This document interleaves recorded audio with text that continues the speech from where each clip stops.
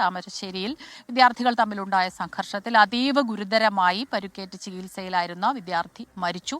രാത്രി 12:30-ഓടെയാണ് അന്ത്യം സംഭവിച്ചത്. അതെ, മിഥില ബാലനുണ്ട് വിശദാംശങ്ങളുമായി. മിഥില, രാത്രി 12:30-ഓടെയാണ് മരണം സംഭവിച്ചത്. അതിനു മുൻപ് ഡോക്ടേഴ്സ് പറഞ്ഞ കാര്യങ്ങൾ എത്രത്തോളം ഗുരുതരമാണ് കുട്ടിയുടെ അവസ്ഥ എന്നൊക്കെ പറഞ്ഞ കാര്യങ്ങൾ മിഥില പറഞ്ഞു. അപ്പോൾ ഇനി ഇൻക്വസ്റ്റ്, പോസ്റ്റ്മോർട്ടം തുടങ്ങിയ നടപടികളൊക്കെ ഉണ്ടാകുമല്ലോ. അപ്പോൾ ഇതുമായി ബന്ധപ്പെട്ട വിശദാംശങ്ങൾ ലഭ്യമാണോ ഇപ്പോൾ?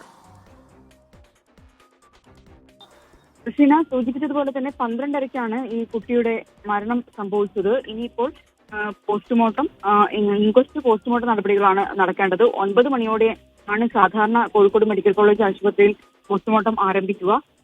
അതിന് എപ്പോഴായിരിക്കും ഈ കുട്ടിയുടെ ഇൻക്വസ്റ്റ്? താമരശ്ശേരിയിൽ നിന്നും പോലീസ് എത്തി ഇൻക്വസ്റ്റ് നടത്തി അതിനുശേഷമായിരിക്കും പോസ്റ്റ്മോർട്ടം നടത്തുക. എന്ത് തന്നെയാലും ഒരു ഉച്ചയോട് തന്നെ വീട്ടിലെത്തിക്കാൻ കഴിയും എന്ന ഒരു പ്രതീക്ഷയാണ് ഇപ്പോൾ ബന്ധുക്കൾ പങ്കുവെക്കുന്നത്. അതിനനുസരിച്ചായിരിക്കും സംസ്കാരം, കബറടക്കം ഉൾപ്പെടെയുള്ള കാര്യങ്ങൾ തീരുമാനിക്കുക എന്ന് അറിയിച്ചിട്ടുണ്ട്. ഇതിൽ ഏറ്റവും പ്രധാനം എന്നത് ഇപ്പോൾ പുറത്തു വന്നിരിക്കുന്ന ഈ ഇൻസ്റ്റഗ്രാം ചാറ്റ് തന്നെയാണ്. ഇത് അന്വേഷണത്തിൽ ഏറെ നിർണായകമായ ഒരു കാര്യമാണ്. പ്രത്യേകിച്ച് ഈ കുട്ടിയുടെ പിതാവ് ഇന്നലെ ഉന്നയിച്ച ഒരു ആരോപണം എന്നത് ഈ ഒരു സംഘത്തിൽ കൊട്ടേഷൻ സംഘാംഗങ്ങൾ ഉണ്ടോ എന്ന ഒരു സംശയമായിരുന്നു. അത്തരത്തിൽ ആ സംശയം തെളിയിക്കുന്ന രീതിയിൽ, അല്ലെങ്കിൽ ആ സംശയം ദൂരീകരിക്കുന്ന നിലയിലുള്ള ഇൻസ്റ്റഗ്രാം ചാറ്റുകൾ, ശബ്ദ സന്ദേശങ്ങളാണ് ഇപ്പോൾ പുറത്തു വരുന്നത്. കൃത്യമായി തന്നെ അതിൽ ഒരു ആസൂത്രണം നടന്നു എന്നതിന്റെ സൂചന തന്നെയാണ് ആ ഒരു ഇൻസ്റ്റഗ്രാം ചാറ്റിൽ ഉള്ളത്. അതുകൊണ്ട് തന്നെ പോലീസിനെ സംബന്ധിച്ചിടത്തോളം നിലവിലുള്ള അന്വേഷണത്തിന് അപ്പുറത്തേക്ക് ഇത്തരത്തിൽ എന്തെങ്കിലും, ഈ നേരത്തെ പറഞ്ഞതുപോലെ തന്നെ 15 വയസ്സുള്ള കുട്ടികളാണ്. നഞ്ചക്ക് പോലുള്ള മാരക ആയുധമാണ് ഇവരുടെ കയ്യിലുണ്ടായിരുന്നത്. ഇത് വെച്ച് മർദ്ദിച്ചു എന്നാണ് ദൃക്സാക്ഷികൾ ഒരാൾ പറഞ്ഞത്. അങ്ങനെയെങ്കിൽ അതെല്ലാം കുട്ടികൾക്ക് എവിടുന്ന് കിട്ടി എന്നത് ഉൾപ്പെടെ പോലീസിനെ കണ്ടെത്തേണ്ടതുണ്ട്. 15 വയസ്സുള്ള കുട്ടികൾ എന്ന് പറയുന്നത് ചെറിയ 10ാം ക്ലാസ് പഠിക്കുന്ന കുട്ടികളാണ്. അവരുടെ ഒരു മാനസിക നില കൂടി നമ്മൾ പരിശോധിക്കേണ്ടിയിരിക്കുന്നു. എന്തു തന്നെയായാലും രാവിലെ തന്നെ ഒരു ദാരുണമായ വാർത്ത തന്നെയാണ് പ്രേക്ഷകർക്ക് നമുക്ക് എത്തിക്കാനുള്ളത്. ഇന്നലെ രാത്രി 12:30-ഓടെയാണ് മരണം സംഭവിച്ചത്. 10:30-ക്ക് ശേഷം തന്നെ ഇന്നലെ ഈ കുട്ടിയുടെ ആരോഗ്യനില അവസ്ഥയായിട്ടുണ്ടായിരുന്നു. ഡോക്ടർമാർ കൃത്യമായി തന്നെ അത് ബന്ധുക്കളെ അറിയിച്ചിട്ടുണ്ടായിരുന്നു. ആശുപത്രിയിൽ എത്തിക്കുന്ന ആ സമയത്ത് തന്നെ ഡോക്ടർമാർ പറഞ്ഞിട്ടുണ്ട്, പരമാവധി ഞങ്ങൾ ശ്രമിക്കും, പക്ഷേ ഒന്നും പറയാൻ പറ്റില്ല എന്ന ഒരു കുട്ടിയുടെ അവസ്ഥ കൃത്യമായി തന്നെ ഈ കുടുംബത്തെ അറിയിച്ചിട്ടുണ്ടായിരുന്നു. അങ്ങനെ 10:30-ഓടെ ഇത്തരത്തിൽ ആരോഗ്യനില വഷളാകുന്നു. കുട്ടിയുടെ ഉമ്മ ഉണ്ടായിരുന്നത് താമരശ്ശേരിയിലെ വീട്ടിലായിരുന്നു. അവിടെ നിന്നും കുട്ടിയെ കാണിക്കാൻ വേണ്ടി പറയുന്നു ഡോക്ടർമാർ. അതനുസരിച്ച് കുട്ടിയെ ഉമ്മ വന്ന് കാണുന്നു. 12:30-ഓടെ മരണം സ്ഥിരീകരിക്കുന്നു. ഇപ്പോൾ ഉമ്മയും വാപ്പയും ഈ താമരശ്ശേരിയിലെ വീട്ടിലാണുള്ളത്. മറ്റ് ബന്ധുക്കളാണ് കോഴിക്കോട് മെഡിക്കൽ കോളേജ് ആശുപത്രിയിലുള്ളത്. എന്തുതന്നെയും 9 മണിക്ക് ശേഷമായിരിക്കും ഇൻക്വസ്റ്റും മറ്റ് പോസ്റ്റ്മോർട്ടം നടപടികളുമെല്ലാം ആരംഭിക്കുക. അതിനുശേഷം 12-12:30-ഓടെ താമരശ്ശേരിയിലെ വീട്ടിലെത്തിക്കാൻ കഴിയും എന്ന ഒരു പ്രതീക്ഷയാണ് ബന്ധുക്കൾ പങ്കുവച്ചത്. അതിനുശേഷമായിരിക്കും കബറടക്കമുള്ള കാര്യങ്ങളൊക്കെ തീരുമാനിക്കുക.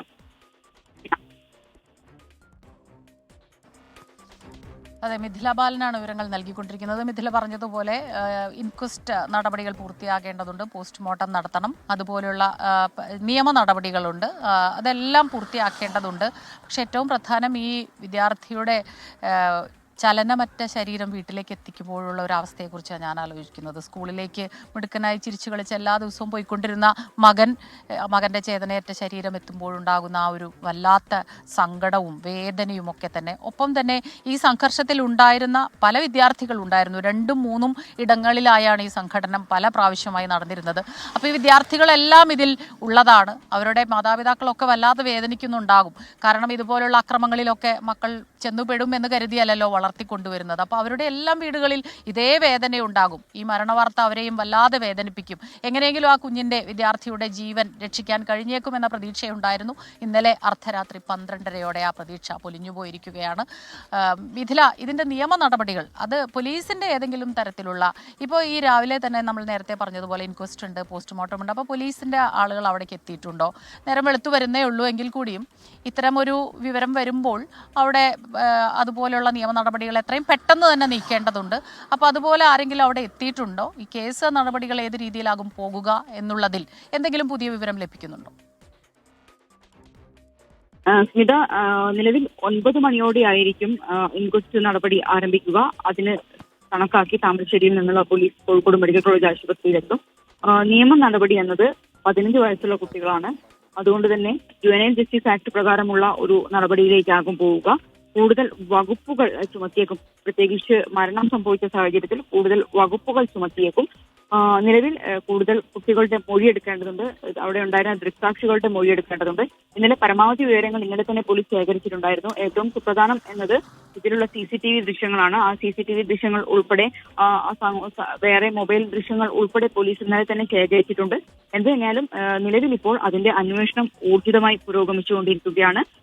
സ്മിത നേരത്തെ പറഞ്ഞതുപോലെ ഒരു കാര്യം, ഇന്നിപ്പോൾ ആ കുട്ടിയുടെ ചേതനത്തെ ശരീരം ആ വീട്ടിലേക്ക് എത്തിക്കുമ്പോൾ അവിടെയുള്ള ആ ഒരു ആളുകളുടെ അല്ലെങ്കിൽ സഹപാഠികളുടെ എല്ലാം സങ്കടം അത് നമുക്ക് എത്രത്തോളം എങ്ങനെ പറയാൻ പറ്റും എന്ന് അറിയില്ല. എന്തു തന്നെയായാലും 9 മണിയോടെ തന്നെ ആയിരിക്കും താമരശ്ശേരി പോലീസ് ഇൻക്വസ്റ്റ് നടപടി ആരംഭിക്കുക. കാരണം ഇത്തരമൊരു കേസായതുകൊണ്ട് തന്നെ ഇൻക്വസ്റ്റ് നടപടിയും മറ്റേ പോസ്റ്റ്മോർട്ടം എല്ലാം ഇതിൽ പ്രധാനമാണ്. കാരണം തലച്ചോറിനേറ്റ ക്ഷതമാണ് മരണകാരണം എന്നാണ് ആദ്യഘട്ടത്തിൽ ഇപ്പോൾ ഡോക്ടർമാർ പറയുന്നത്. കാരണം 70% ക്ഷതം തലച്ചോറിന് ഏറ്റിട്ടുണ്ട് എന്ന് ആ ആശുപത്രിയിൽ പ്രവേശിച്ച ആ സമയത്ത് തന്നെ ഡോക്ടർമാർ പറഞ്ഞിട്ടുണ്ട്. പരമാവധി കുട്ടിയുടെ ജീവൻ രക്ഷിക്കാൻ ശ്രമിക്കുന്നു എന്നായിരുന്നു ഡോക്ടർമാരുടെ സംഘം ഇന്നലെ അറിയിച്ചിട്ടുണ്ടായിരുന്നത്. ഇന്നലെ രാത്രി 10:30 ഇത്തരത്തിൽ കുട്ടിയുടെ ആരോഗ്യനില വഷളാവുന്നു. 12:30 മരണം സ്ഥിരീകരിക്കുന്നു. പിതാവ് ഉന്നയിച്ച ഗുരുതരമായ ഒരു ആരോപണമുണ്ട്. കൊട്ടേഷൻ സംഘാംഗങ്ങൾ ഇതിൽ ഉണ്ടോ എന്നത് അതുൾപ്പെടെ കൃത്യമായ ഒരു അന്വേഷണം തന്നെയായിരിക്കും പോലീസിന്റെ ഭാഗത്തുനിന്നും വേണ്ടത്. മിഥില, ഒപ്പം തന്നെ ഈ പറയുന്ന കുട്ടികൾ പഠിച്ച ട്യൂഷൻ സെന്ററിലെ അധ്യാപകർ ഈ തർക്കമുണ്ടായപ്പോൾ അല്ലെങ്കിൽ ആദ്യത്തെ ആ ഒരു അഭിമാനക്ഷതവും അതിന് തൊട്ടു പിന്നാലെ ഉണ്ടായ തർക്കവും ഉണ്ടായപ്പോൾ അത് പറഞ്ഞു പരിഹരിച്ചു എന്ന് പറഞ്ഞല്ലോ. അപ്പോൾ ഈ അധ്യാപകരെ ഏതെങ്കിലും തരത്തിലുള്ള പ്രതികരണം പിന്നീട് കിട്ടിയിട്ടുണ്ടോ? അത് അത്തരത്തിൽ അവസാനിച്ച ഒരു പ്രശ്നം പിന്നെയും ഇങ്ങനെ വഷളാകാനുള്ള ഒരു കാരണം എന്താണെന്നതിന് സൂചനയുണ്ടോ?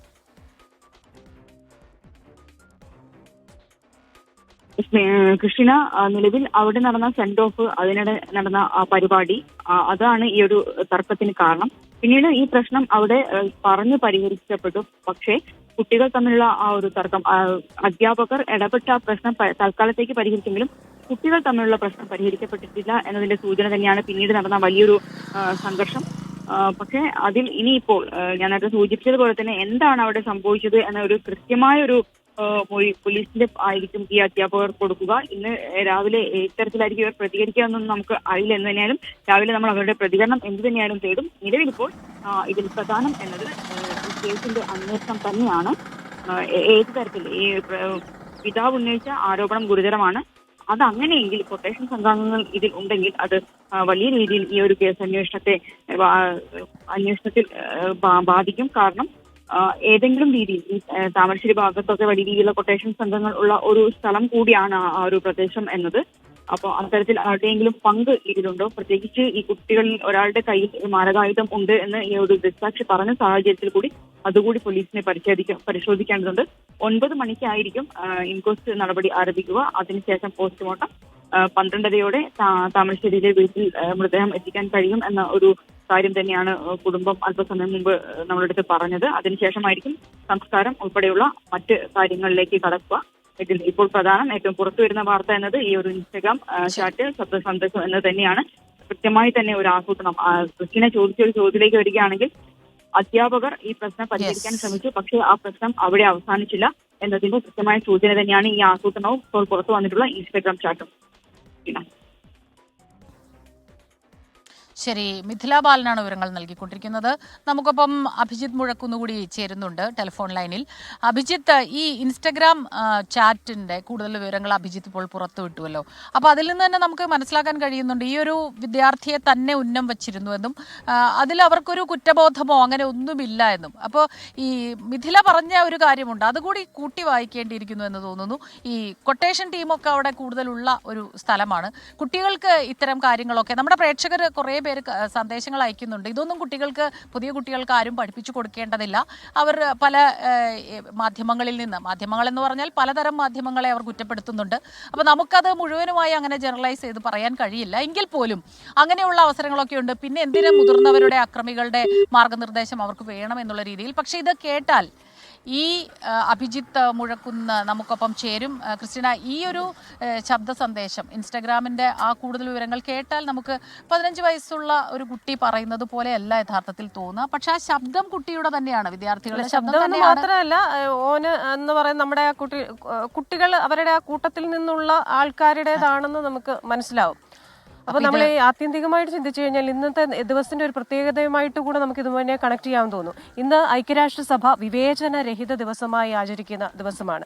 അപ്പോൾ വിവേചനം ചെറുപ്പം മുതൽ, അത് നമ്മുടെ കുടുംബങ്ങളിൽ, ഇപ്പൊ ചിലർ പറയും അച്ഛനും അമ്മയ്ക്കും ഇന്ന ആളിനെയാണ് ഇഷ്ടം, സ്കൂളുകളിൽ അധ്യാപകർക്ക് ഇന്ന ആളിനെയാണ് ഇഷ്ടം, അതുപോലെ തന്നെ നമ്മൾ തൊഴിലിടങ്ങളിൽ. അപ്പോൾ ഓരോയിടത്തും നമ്മൾ മറ്റുള്ളവരെ, അതായത് നമുക്ക് ഇഷ്ടമുള്ളവരെ മാത്രം നമ്മൾ ചേർത്ത് നിർത്തുക, മറ്റുള്ളവരോട് എന്തും നമുക്ക് ചെയ്യാം. അത് കളിയാക്കൽ ആയിരിക്കാം, ചിലപ്പോൾ ദേഹോപദ്രവമായിരിക്കാം, ഓരോരുത്തരുടെയും മാനസികാവസ്ഥ അനുസരിച്ച്. അപ്പോൾ എല്ലാവരെയും ഒരുപോലെ കാണാൻ പറ്റുന്ന ഒരു ലോകം എന്നുണ്ടാവും. അതിനുവേണ്ടിയുള്ള ശ്രമം നടത്തുന്ന ഒരു ദിവസം തന്നെ ഇത്തരത്തിൽ എന്താ പറയുന്നത്, കുട്ടികളുടെ ഇടയിൽ ഉണ്ടാകുന്ന വിവേചനത്തെക്കുറിച്ച് ഒരു വാർത്ത റിപ്പോർട്ട് ചെയ്യേണ്ടി വരുന്നു എന്ന് പറയുന്നത് നമുക്ക് വലിയ ബുദ്ധിമുട്ടുള്ള ദിവസമാണ്. ഒപ്പം തന്നെ ഇന്ന് അമേരിക്കയിൽ ഷെയർ എ സ്മൈൽ, ഒരു പുഞ്ചിരി പങ്കിടുക എന്ന് പറയുന്ന ദിവസമാണ്. അപ്പോൾ ഇത്രയും നല്ല സന്ദേശങ്ങൾ നൽകുന്ന, നല്ല ആഹ്വാനങ്ങളുള്ള ഒരു ദിവസം ഈ ഒരു ദുഃഖവാർത്ത പ്രേക്ഷകരിലേക്ക് പങ്കുവെക്കുന്നു. അപ്പൊ വിവേചനമില്ലാത്ത ഒരു സമൂഹം ഉണ്ടാകട്ടെ. അത് കുട്ടികൾക്കിടയിൽ ആ വിവേചനമുണ്ട്, മുതിർന്നവർക്കിടയിൽ വിവേചനം വരുമ്പോൾ അതാണല്ലോ നമുക്ക് ഇഷ്ടമില്ലാത്ത അച്ചി തൊട്ടതെല്ലാം കുറ്റമെന്ന് പറയുന്നത് പോലെ തന്നെ. അപ്പോൾ ആ കുട്ടിയെ ഇഷ്ടമല്ലാത്തത് കൊണ്ട് അവൻ എന്ത് സംഭവിച്ചാലും എനിക്കത് സന്തോഷം നൽകുന്നു എന്ന് പറയുന്ന ഒരു മാനസികാവസ്ഥയിലേക്ക് നമ്മൾ പോകുന്നത്. അപ്പോൾ അത്തരം മാനസികാവസ്ഥയിലേക്ക് പോവാതിരിക്കണമെങ്കിൽ എനിക്ക് തോന്നുന്നു വിവേചനമില്ലാതാണ്. അഭിജിത്ത് മുഴക്കുന്ന് നമ്മോടൊപ്പം വീണ്ടും ചേരുകയാണ്. അഭിജിത്തെ, ഇന്ന് എന്തായാലും ഈ കുട്ടിയുടെ സംസ്കാരം ഉണ്ടാകും. ഒപ്പം തന്നെ ഇന്നലെ 12:30-ക്കാണല്ലോ മരണം സംഭവിച്ചത്. അപ്പോൾ 12:30-ക്ക് ശേഷം ഇത്തരത്തിൽ ക്രൂരമായ ഒരു മർദ്ദനത്തിന് ശേഷം ഉണ്ടാകുന്ന മരണമാണ്. അതിനുശേഷം പോലീസ് അധികൃതരുടെ ഭാഗത്തു നിന്ന് ഏതെങ്കിലും തരത്തിലുള്ള അതായത് അവരുടെ ഭാഗത്തു നിന്ന് എന്തെങ്കിലും ഒരു വിശദീകരണം, എങ്ങനെയായിരിക്കും അടുത്ത നടപടികൾ എന്ന കാര്യത്തിൽ നമുക്ക് ലഭിച്ചിട്ടുണ്ടോ? കൃഷ്ണ, പോലീസ് അന്വേഷണവുമായി മുന്നോട്ട് പോവുകയാണ്. എങ്ങനെയാണ് ഈ മരണം സംഭവിച്ചത്, ഏതു തരത്തിലുള്ള ആക്രമണമാണ് ഈ ഷഹബാസിന് ഏറ്റത് എന്നതടക്കമുള്ള കാര്യങ്ങളിൽ പോസ്റ്റ്മോർട്ടത്തിന് ശേഷമാകും ഒരു സ്ഥിരീകരണം ഉണ്ടാവുക. 9 മണിയോടുകൂടി തന്നെ പോസ്റ്റ്മോർട്ടം നടപടികൾ ആരംഭിക്കുമെന്നും നമ്മൾ മനസ്സിലാക്കുകയാണ്. ഇതിൽ 5 പേർ നിലവിൽ 5 പേരെ പോലീസ് കസ്റ്റഡിയിൽ എടുത്തിട്ടുണ്ടായിരുന്നു. മറ്റ് നടപടിക്രമങ്ങളൊക്കെ നമുക്കറിയാവുന്നതുപോലെ പ്രായപൂർത്തിയാകാത്ത വിദ്യാർത്ഥികളാണ്. അതുമായി ബന്ധപ്പെട്ട നടപടിക്രമങ്ങളൊക്കെ പോലീസിന്റെ ഭാഗത്തു നിന്ന് പുരോഗമിക്കുകയും ചെയ്യുന്നുണ്ട്. ഇതിൽ ആയുധങ്ങൾ ഉൾപ്പെടെ കണ്ടെത്താനുള്ളൊരു ശ്രമം പോലീസ് ഒരു ഭാഗത്തുകൂടി തുടരുകയും ചെയ്യുകയാണ്. ഇന്നലെ പോലീസുമായി സംസാരിക്കുമ്പോൾ ഈ ആയുധങ്ങൾ ഉപയോഗിച്ചുള്ള ആക്രമണം ഉണ്ടായിട്ടുണ്ടോ എന്നൊരു സംശയം പോലീസ് മുന്നോട്ട് വെച്ചിരുന്നു. കാരണം ചിലരുടെ കൈവശം നഞ്ചക്ക്, ഇടിവള പോലെയുള്ള ആയുധങ്ങൾ ഉണ്ടായിരുന്നു. ഇവ ഉപയോഗിച്ചുള്ള ആക്രമണത്താൽ ഷഹബാസിന് പരിക്ക് പറ്റിയിട്ടുണ്ടോ എന്നൊരു സംശയമുണ്ട്. അത് ഈ പോസ്റ്റ്മോർട്ടം റിപ്പോർട്ടിനൊക്കെ ശേഷം മാത്രമാകും അക്കാര്യത്തിൽ ഒരു സ്ഥിരീകരണം ഉണ്ടാവുക. അങ്ങനെയുള്ള മർദ്ദനമാണോ ഈ തലച്ചോറിന് ഇത്ര ഗുരുതരമായി ക്ഷതമേൽക്കാൻ ഇടയാക്കിയത്, അതാണോ മരണത്തിലേക്ക് നയിച്ചത് എന്നൊക്കെയുള്ള കാര്യങ്ങളിൽ ഈ പോസ്റ്റ്മോർട്ടത്തിന് ശേഷം ഒരു വ്യക്തത വരികയും ചെയ്യും. ഏറ്റവും പ്രധാനപ്പെട്ട കാര്യം ക്രിസ്റ്റീന, സുഹൃത്തുക്കളാണ് ഇവർ എന്നുള്ള കാര്യം തന്നെയാണ്. ഇവർക്ക് പരസ്പരം അറിയാം. ഷഹബാസിന് ഈ വിദ്യാർത്ഥികളെയും ഒപ്പം ഈ ആക്രമിച്ച വിദ്യാർത്ഥികളെയും ഒപ്പം ഈ വിദ്യാർത്ഥികൾക്ക് ഷഹബാസിനെയും കൃത്യമായി അറിയാം. ഈ കൃത്യമായി പരസ്പരം അറിയുന്ന വിദ്യാർത്ഥികൾ തമ്മിലാണ് ഇത്ര വലിയൊരു സംഘർഷം ഉടലെടുത്തത് എന്നുള്ളതാണ് ഞെട്ടിപ്പിക്കുന്ന കാര്യം. ഇതിനൊടുവിലാണ് ഇങ്ങനെ ഗുരുതരമായി ഷഹബാസിന് പരിക്ക് പറ്റാൻ ഇടയായത്. ഒടുവിൽ ഇന്നലെ 12:30-യോടുകൂടി ഷഹബാസിന്റെ മരണം സ്ഥിരീകരിക്കുകയും ചെയ്യുന്നത്. ഏതായാലും പോലീസ് ആദ്യം ചോദിച്ചതുപോലെ തന്നെ പോലീസിന്റെ നടപടിക്രമങ്ങൾ ഒരു ഭാഗത്ത് പുരോഗമിക്കുന്നുണ്ട്. ഇവിടെ ഇപ്പോൾ മെഡിക്കൽ കോളേജിൽ പോസ്റ്റ്മോർട്ടം, കോഴിക്കോട് മെഡിക്കൽ കോളേജിൽ പോസ്റ്റ്മോർട്ടം നടപടികൾ പുരോഗമിക്കും. അതിനുശേഷം നാട്ടിലേക്ക് കൊണ്ടുപോയി, താമരശ്ശേരിയിലാണ് ഷഹബാസിന്റെ വീട്, അവിടെ എത്തിയതിനു ശേഷം ഈ സംസ്കാര ചടങ്ങുകൾ ഉൾപ്പെടെ ഇന്ന് തന്നെ നടക്കുമെന്നാണ് നമ്മൾ മനസ്സിലാക്കുകയും ചെയ്യുന്നത്. ക്രിസ്റ്റീന, അപ്പൊ ഈ മറ്റൊരു കാര്യം കൂടെ, ഇപ്പോൾ ഇതിൽ ഒരുപാട് പേര്, ഇപ്പൊ അഭി തന്നെ മുമ്പ് പറഞ്ഞു 30ഓളം പേര് പലയിടങ്ങളിലായി ഇതിൽ ഉണ്ടായിട്ടുണ്ടെന്ന് പറയുന്നു. അപ്പോൾ നമ്മൾ ഈ വരുന്ന ഒരു കാലതാമസം, ആ കാലതാമസത്തിനുള്ളിൽ ഇവർക്ക് മാറി നിൽക്കാനൊക്കെ ഉള്ള ഒരു ഇട കൂടെ അത് നൽകാൻ സാധ്യതയുണ്ടോ? അപ്പൊ അത്തരത്തിലുള്ള നടപടികൾ കൂടെ വേഗത്തിലാക്കാനുള്ള ശ്രമങ്ങൾ പോലീസിന്റെ ഭാഗത്തു നിന്നുണ്ടോ?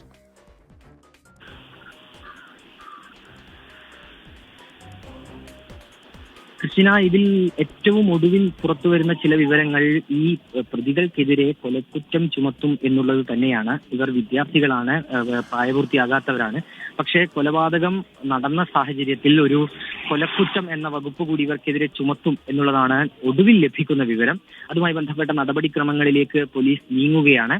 ഏതായാലും കടുത്ത നടപടിയിലേക്ക് പോലീസ് ഒരു ഭാഗത്ത് പുരോഗമിക്കുകയാണ്. പക്ഷെ അപ്പോഴും ഈ 5-ലധികം പേർ ഈ കുറ്റകൃത്യത്തിൽ പങ്കെടുത്തിട്ടുണ്ട് എന്നുള്ള കാര്യത്തിൽ പോലീസിന് സംശയമില്ല. കാരണം ആ CCTV ദൃശ്യങ്ങൾ തന്നെ അതിന് തെളിവാണ്. കൂട്ടമായി ചേർന്നുകൊണ്ടാണ് ഈ ആക്രമണം ഉണ്ടാകുന്നത്. ഒരുമിച്ച് ചേർന്ന് നിരവധി പേർ ഈ ഷഹബാസിനെ ആക്രമിക്കുന്ന ദൃശ്യങ്ങളാണ് ഇന്നലെ പുറത്തു വന്നത്. ഇത് കേവലം 5-6 കുട്ടികൾ തമ്മിൽ ചേരിതിരിഞ്ഞുണ്ടായ ആക്രമണമല്ല. ഞാൻ ആദ്യം സൂചിപ്പിച്ചതുപോലെ തന്നെ വിദ്യാർത്ഥികൾ സംഘടിച്ചെത്തി 2 വിഭാഗമായി തിരിഞ്ഞ് പരസ്പരം ഏറ്റുമുട്ടുകയായിരുന്നു. അതിനെ ഒരു അയവ് വരുത്താനാണ് ആ നാട്ടിലുള്ളവർ ശ്രമിച്ചത്. പക്ഷേ 3 ഇടങ്ങളിലായി സംഘർഷം അരങ്ങേറുന്നു. അങ്ങനെയാണ് ഷഹബാസിന് പരിക്ക് പറ്റുകയും ഷഹബാസിന്റെ സ്ഥിതി അതീവ ഗുരുതരമായി മാറുകയും തുടർന്ന് മെഡിക്കൽ കോളേജിൽ പ്രവേശിപ്പിക്കുകയും ഇന്നലെ രാത്രി 12:30 മരണം സംഭവിക്കുകയും ചെയ്തത്. ഏതായാലും കൃഷ്ണനെ ചോദിച്ചതുപോലെ തന്നെ കൂടുതൽ പേർ ഈ കുറ്റകൃത്യത്തിൽ ഏർപ്പെട്ടിട്ടുണ്ട് എന്നുള്ള കാര്യം പോലീസ് പറയുന്നുണ്ട്. അവരെ കസ്റ്റഡിയിലെടുക്കുക തുടങ്ങിയ നടപടിക്രമങ്ങളിലേക്ക് പോലീസ് ഉടൻ കടക്കുകയും ചെയ്യും. അഭിജിത്ത് മുഴക്കുന്നാണ് വിശദാംശങ്ങളുമായി കോഴിക്കോട് നിന്ന് ചേർന്നത്.